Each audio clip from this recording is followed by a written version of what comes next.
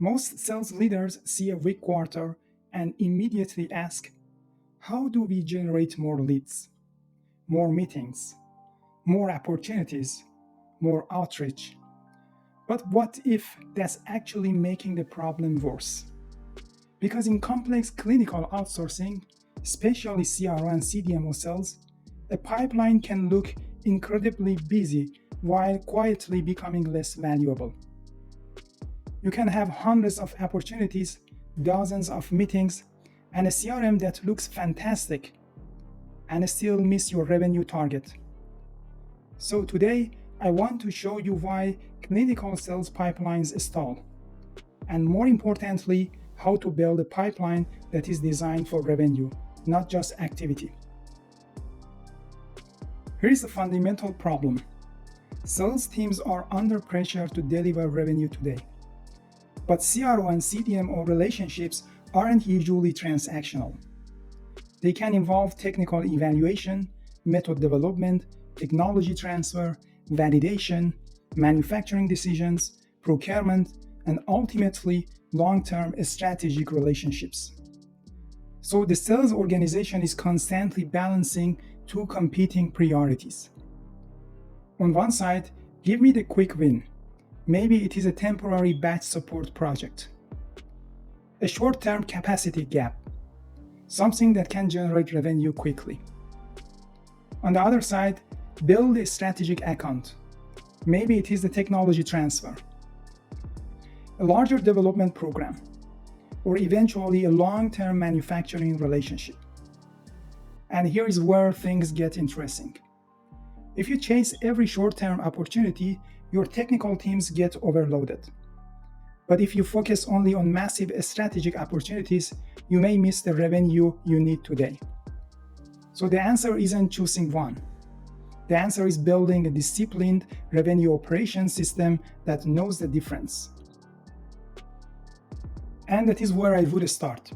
Stop treating every opportunity as equal. Instead, deliberately classify your pipeline. Think about 3 layers. At the bottom, you have short-term tactical opportunities. This can fill temporary gaps and generate near-term revenue. In the middle, you have medium-term relationship builders. Maybe the initial project is relatively small, but there is a clear path to expansion. And at the top, you have long-term strategic opportunities. High-value sponsorships, complex technology transfers, major programs with significant expansion potential. The important thing here is that you are no longer asking, how many opportunities do we have? You are asking, what kind of opportunities do we have? That's a completely different management conversation. And this brings me to one of the most underrated skills in business development, knowing when to say no. I know that sounds counterintuitive. Salespeople are trained to pursue opportunities. But in complex scientific organizations, saying yes to the wrong opportunity has a real cost. You consume subject matter expert bandwidth. You create operational firefighting. You distract your team from strategic customers. And eventually, your best technical people become overloaded. So qualification isn't just about protecting sales resources. It's about protecting your scientific organization. And I like to think about a simple question. Is this opportunity actually worth our organizational attention? Not can we technically do that, but should we do that? So imagine you receive a short-term opportunity tomorrow. Before automatically saying yes, ask 3 questions. Number 1, does this open the door to additional programs? Number 2, can we execute it without compromising strategic work? Number 3, does it avoid stretching already tight resources? If the answer is yes to at least 2 of those questions, that's potentially a smart tactical play. But if the answers are mostly no, it may simply be noise. And here is the difficult part. A sales opportunity isn't automatically a good opportunity just because it can generate revenue. Sometimes the most profitable decision you can make is to walk away. Now let's talk about something that gets sales teams into trouble all the time: activity metrics. Meetings booked, calls made, emails sent, new opportunities created. These numbers are easy to measure, and because they are easy to measure, organizations love them. But activity doesn't necessarily mean progress. You can book 20 meetings and create almost no qualified pipeline. You can generate 50 opportunities that never move, and your CRM can look extremely healthy. Meanwhile, revenue is going in the opposite direction.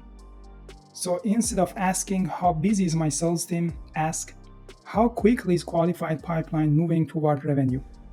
That's the difference between measuring activity and measuring pipeline velocity. And pipeline velocity gives us a much more useful way to think about revenue. At a high level, number of opportunities multiplied by average deal size by win rate divided by sales cycle lengths. That's your revenue velocity. And notice what happens. You don't necessarily need dramatically more opportunities. You can increase revenue by improving the quality of opportunities. You can increase average deal size. You can improve win rate. Or you can shorten the sales cycle. And that's why qualification is such a powerful lever. Because if your win rate is lower, because your pipeline is filled with poor fit opportunities, generating even more opportunities won't solve the problem. It just gives you more noise. But there is another problem, and this one is especially important in modern B2B sales. Your buyer may be researching you long before they ever talk to you.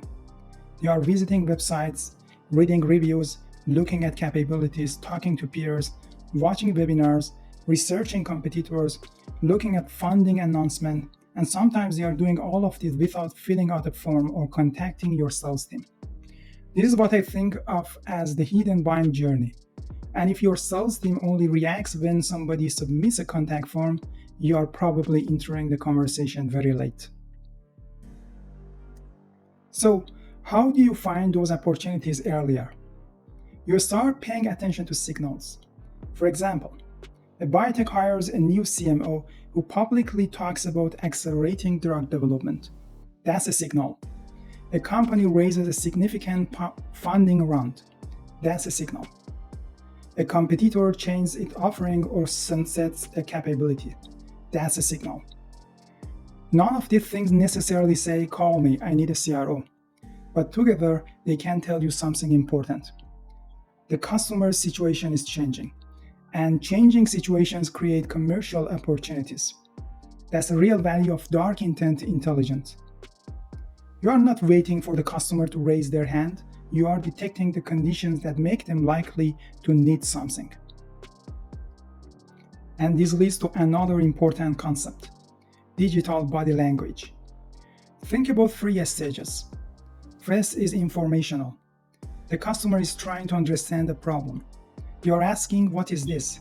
At this stage, aggressively pushing a sales conversation can actually hurt you. Then comes commercial intent. No, they are comparing solutions. They are asking which option is better.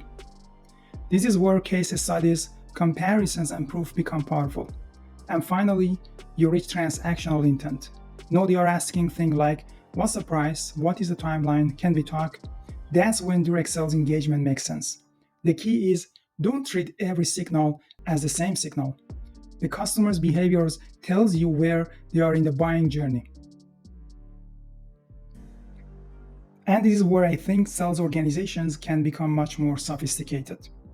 Instead of giving an opportunity a static score when it's created, continuously rescore it. Look at things like stakeholder engagement, business impact, financial confirmation, deal velocity, risk indicators, filmographic fit. Now imagine that every time something changes, the opportunity score changes with that. A new executive joins the buying committee.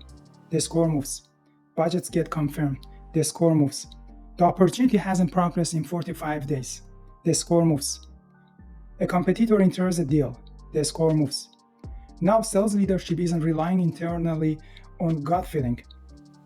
They are looking at the current health of the opportunity. That's a much more dynamic way to manage a complex pipeline.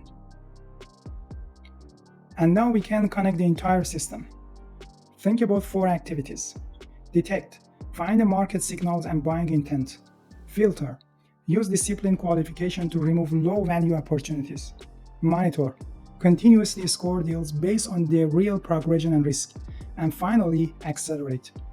Put resources behind the opportunities that have the highest probability of producing meaningful revenue. That's a precision revenue ecosystem.